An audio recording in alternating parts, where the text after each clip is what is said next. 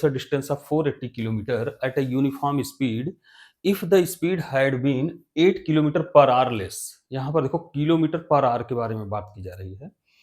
Then it would have taken 3 hour more to cover the same distance. We need to find the speed of the train. यहाँ पर अगर हम speed को कम करेंगे तो time को ज़्यादा लेगा. और कितना ज़्यादा ले रहा है? 3 आवर्स ज़्यादा ले रहा है. और कितना टाइम हम स्पीड को कम कर रहे हैं? 8 किलोमीटर पर आवर.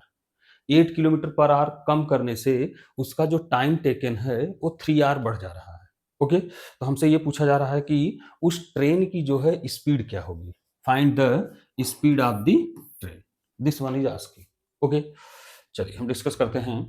देखो बच्चों, क्या होता है कि डिस्टेंस दिया है यहाँ पर. This is the question number second का फोर्थ पार्ट. थर्ड पार्ट आप खुद से करेंगे और नहीं आता है तो आप हमें कमेंट करके बताएंगे. Okay, so this is the fourth part and this one is given distance are given 480 kilometer at a uniform speed. So uniform speed you know that speed is equal to distance upon time.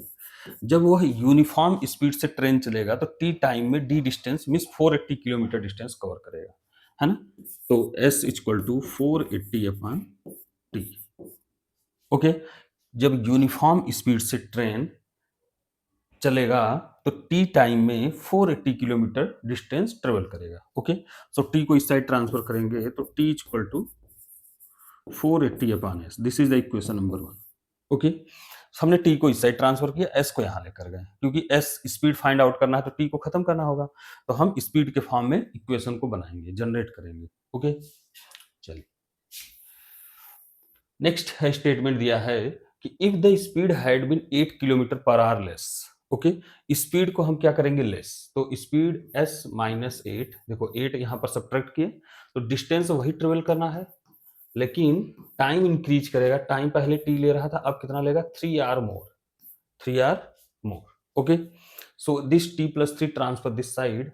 So s minus 8 into T plus 3 equal to 480. यहाँ पर t की value put करेंगे s minus 8, t की जगह है 480 upon s plus 3 equal to 480. Okay, तो यहाँ पर s की वैल्यू पुट करेंगे तो s माइनस 8 और ये 480 प्लस 3s, s एलसीएम ले लेंगे अपॉन s आ जाएगा इक्वल टू 480.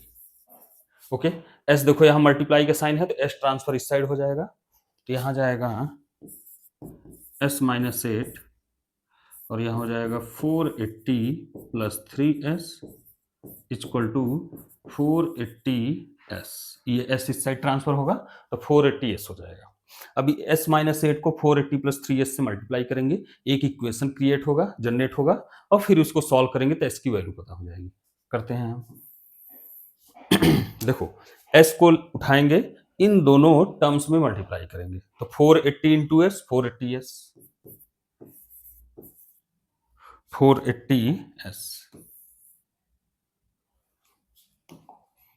480s. फिर s को इससे मल्टीप्लाई करेंगे तो प्लस यहां लगा है, प्लस लगेगा और यहां पर हो जाएगा 3s स्क्वायर. फिर माइनस को इससे ट्रांसफर मल्टीप्लाई करेंगे तो माइनस 800 8 8 जा 64. देखो 8 8 जा 64, 6 बचा, 8 4 जा 32 and 6 38. Okay, and now minus देखो 8 3 जा 24s इक्वल टू 480s. ये देखो प्लस 480s है, यहां भी प्लस 480s है तो ये दोनों टर्म्स कट जाएंगे आपस में. तो आ जाएगा 3s स्क्वायर और ये हो जाएगा माइनस 24s और minus 3840 equal to 0. 40 equal to 0. यहाँ पर 3 को हम क्या करेंगे? कॉमन ले लेंगे क्योंकि कॉमन हो रहा है.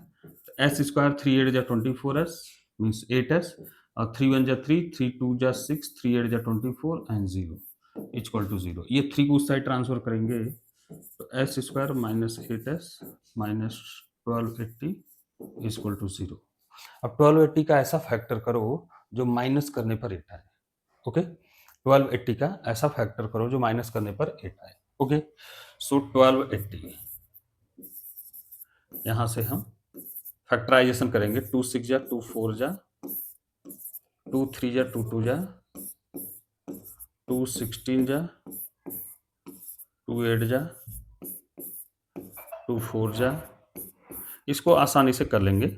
इससे क्या होता है कि आपको मिल जाएगा किससे ये मल्टीप्लाई या डिवाइड होगा। ओके, ये मिल गया हमें सारे टर्म्स। हमें क्या करना है, माइनस करने पर 8 आना चाहिए। माइनस करने पर कितना आना चाहिए, 8। देखो 2 2 जा 4 2 जा 8 2 जा 16 2 जा 32, यहाँ तक 32 हो जाएगा। और 2 2 जा 4 2 जा 8 5 जा 30। ओके, तो एक और ले लेंगे हम। देखो 2 2 जा 4 2 जा 8 2 जा 16 2 जा 32 और 2 2 जा 4 2 जा 8 5 जा 40। अब 40 में 32 माइनस करेंगे तो 8 आएगा। आई थिंक समझ में आ रहा है बच्चों। तो ये टर्म्स हम क्या करेंगे, वहां पर पुट करेंगे। देखो डायरेक्ट मैं कर रहा हूं, एस स्क्वायर माइनस, यहाँ पर 40 को पहले रखेंगे तो 40s प्लस 32s और माइनस 1280 इक्वल टू 0। यहाँ पर s को कॉमन ले लेंगे तो s माइनस 40 प्लस 32 कॉमन ले लेंगे, यहाँ बचेगा s माइनस 40 इक्वल टू 0। क्योंकि 32 को 40 से मल्टीप्लाई करेंगे 1280 आएगा। ओके, हम फिर से s माइनस 40 को कॉमन लेंगे तो यहाँ बचेगा s प्लस 32 इक्वल टू 0। अब एक एक को कंपेयर करेंगे तो यहाँ पर देखो ये तो निगेटिव में स्पीड आएगा और ये पॉजिटिव में स्पीड आएगा। तो इसको हम थोड़ा सा इस साइड कर लेते हैं, इसको इरेज करते हैं। इसको फैक्टर निकालने का सबसे इजी मेथड होता है। इससे क्या करते हैं, हम फैक्टर निकाल सकते हैं। इतने बड़े नंबर्स होते हैं, इस नंबर का फैक्टर निकालना इतने पॉसिबल नहीं है। ओके, तो हम क्या करेंगे, प्राइम फैक्टराइजेशन करके मल्टीप्लाई करके आसानी से फाइंड आउट कर सकते हैं कि किस नंबर का ये फैक्टर है जिससे माइनस करने पर 8 आएगा। Okay, so s minus 40 here right, if s minus 40 equal to 0 then s equal to 40 kilometre per hour. Okay, then s plus 32 and s equal to minus 32 kilometre. So बच्चों speed कभी भी negative में नहीं होता, so not possible, not possible. Speed कभी भी negative में नहीं होता, स्पीड ओनली पॉजिटिव में होता है। तो speed equal to 40 kilometre per hour. So the speed of the train is actual speed of the train is 40 kilometre per our. अगर टाइम भी निकालना हो, एक्चुअल टाइम, तो यहाँ पर आप 40 रख दीजिए स्पीड की वैल्यू। देखो ये 40 जो है यहाँ पर रख दीजिए और ये 0 0 कट गया और 4 से जब डिवाइड करेंगे तो 12 आएगा, क्योंकि 12 4 जा 48। सो 12 आवर लगेगा 480 किलोमीटर ट्रेवल करने में। उस ट्रेन को 12 आवर लगेगा। ओके, सो 12 आवर लगेगा उस ट्रेन को कंप्लीट करने में। डेस्टिनेशन जो एक स्टेशन से दूसरे स्टेशन के बीच की दूरी है 480 किलोमीटर, उस 480 किलोमीटर को कितना टाइम लगेगा, 12 आवर। और किस स्पीड से ट्रेन चलेगी, 40 किलोमीटर पर आवर स्पीड से। ओके, सो ये एक्सरसाइज आपका कंप्लीट हो गया। हम नेक्स्ट एक्सरसाइज में चलेंगे, बट अगर आप नए हैं चैनल पे तो सब्सक्राइब कर लेंगे बच्चों।